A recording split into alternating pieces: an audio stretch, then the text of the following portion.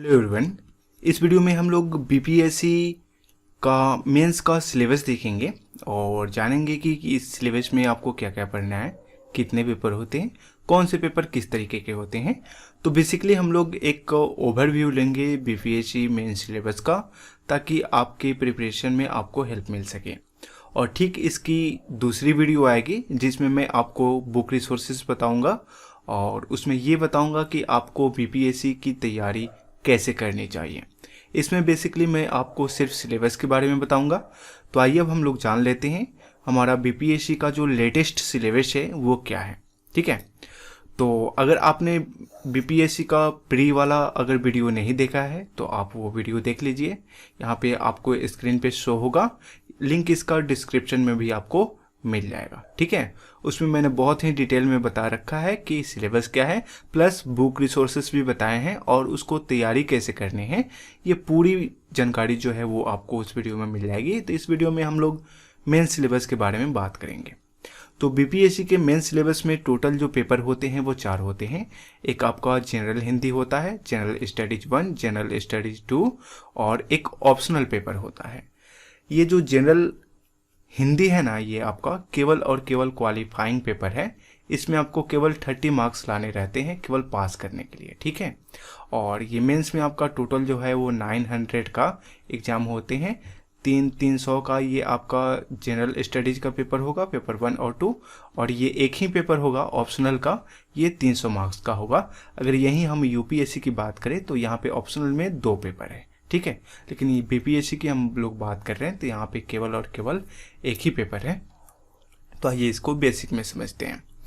तो ये हमारा है जो पहला पेपर, हमारा कंपलसरी पेपर जिसको हम जनरल हिंदी कह रहे हैं। तो इसमें आपको क्या करना है, पहले तो ये समझिए कि ये किस लेवल का होता है। तो ये आपका सेकेंडरी लेवल का होता है, यानी कि आप इसे 10th लेवल कह सकते हैं। ठीक है, जिसमें आपको ऐसे पूछा जाता है 30 मार्क्स का, ग्रामर पूछा जाता है 30 मार्क्स का, और सिंटेक्स जो है वो पूछा जाता है 30 मार्क्स का। ठीक है, और ये कुछ समरी वगैरह जो है वो प्रेसेस ये 15 मार्क्स का पूछा जाता है। तो ग्रामर में केवल और केवल ये 100 मार्क्स का है, तो इसमें से आपको 30 मार्क्स लाने हैं। तो बेसिकली अगर आप सिर्फ ऐसे भी अगर सही सही लिखते हैं तो 30 मार्क्स यहाँ से आ जाएंगे। और ऐसा तो नहीं हो सकता कि ग्रामर में आपको कुछ आया ही नहीं, तो ये ऐसे और ग्रामर वाला पार्ट आप कवर कर लेंगे तो आपका हिंदी निकल जाएगा। ठीक है, अब हम लोग बात करते हैं आगे की, जो कि हमारा जनरल स्टडीज के पेपर है। तो जनरल स्टडीज में आपके 2 पेपर हैं, पेपर 1 और पेपर 2। दोनों पेपर जो हैं वो आपके 300 मार्क्स के होते हैं और ये 3 आवर्स आपको मिलते हैं आपके एग्जामिनेशन का टाइम ड्यूरेशन। ठीक है, अब आइए एक एक करके जानते हैं। तो जो आपका पहला पेपर है जिसको हम जनरल स्टडीज पेपर 1 कहते हैं, इसमें आपको क्या क्या पढ़ने हैं।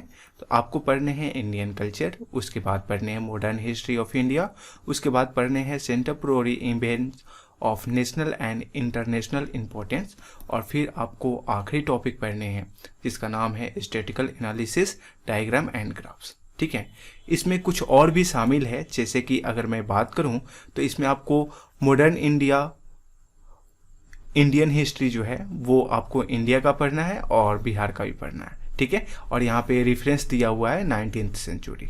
ओके, यहाँ पे इम्पोर्टेंस जो पर्सनालिटीज हैं जैसे कि महात्मा गांधी, पंडित जवाहरलाल नेहरू, रविंद्रनाथ टैगोर, ऐसे व्यक्ति के बारे में आप लोगों को पढ़ना है और इस पे एक स्पेशल नोट्स आप लोगों को बनाना है। ठीक है, इन लोगों के बारे में पूछा जाता है।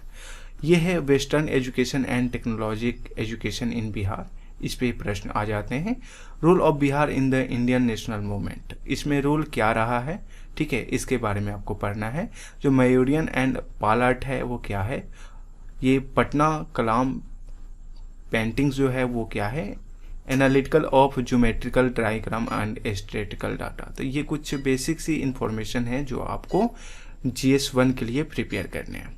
अब हम लोग बात करते हैं GS 2 की। तो GS 2 में आपको पढ़ने हैं इंडिया का पॉलिटी, जिसमें आपको इंडिया और बिहार दोनों के पढ़ने हैं। ये इंडियन इकोनॉमी है जो कि आपको इंडियन और बिहार का दोनों के लिए पढ़ने हैं।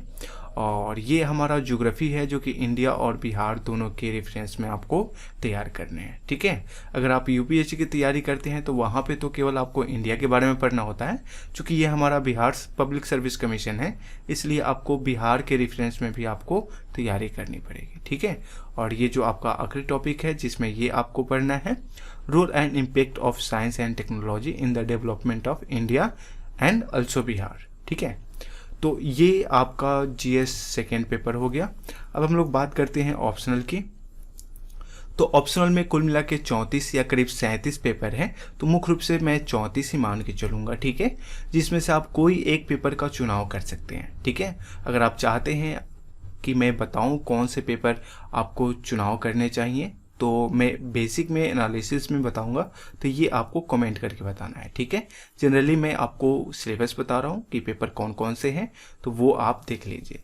इसका सिलेबस क्या रहने वाला है, तो जो पटना यूनिवर्सिटी है ना, उसका 3 इयर्स का जो ग्रेजुएशन का कोर्स है वहीं आपका इसमें का ऑप्शनल का सिलेबस है। ठीक है, तो अब जान लीजिए कि कौन कौन से ऑप्शनल में आपको मिल जाएंगे।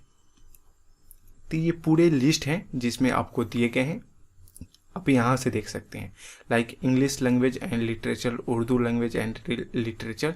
अब मैं आपका टाइम कंज्यूम ना करते हुए यहाँ पे सारी चीज़ें लिखी हुई है, तो आप वीडियो को पॉज कीजिए और आप इसे पढ़ लीजिए। इसमें से कोई भी एक सब्जेक्ट जो है वो आप यहाँ से चूज कर सकते हैं, तो ये सब्जेक्ट भी आपके इसी में शामिल है। नेक्स्ट आपका ये सब्जेक्ट जो है वो ऑप्शनल के तहत आता है, और ये सब्जेक्ट जो है वो आपका ये भी ऑप्शनल के तहत आता है। तो कुल मिला के इतने सब्जेक्ट हैं आपके ऑप्शनल में, तो इनमें से आप कोई भी एक सब्जेक्ट जो है एज अ ऑप्शनल चुन सकते हैं। और ये आपकी जनरल स्टडीज पेपर 2 का सिलेबस है, ये जो है वो आपका जनरल स्टडीज पेपर 1 में इंक्लूड है, और मुख्य रूप से जो पेपर 1 का आपका सिलेबस है वो ये है। ठीक है, तो आपको एक मोटा मोटी सिलेबस समझ में आ गया होगा कि बीपीएससी का मेन सिलेबस क्या है। अगले वीडियो में मैं आपको सारे बुक रिसोर्सेज जो है वो बताऊंगा कि कौन कौन से बुक आपको तैयारी करने हैं और किस लेवल से करने हैं। ठीक है, तो पूरी जानकारी जो है वो आपको अगली वीडियो में मिलेगी। फिर मिलेंगे हम जल्द ही अगली वीडियो में, तब तक के लिए जय हिंद।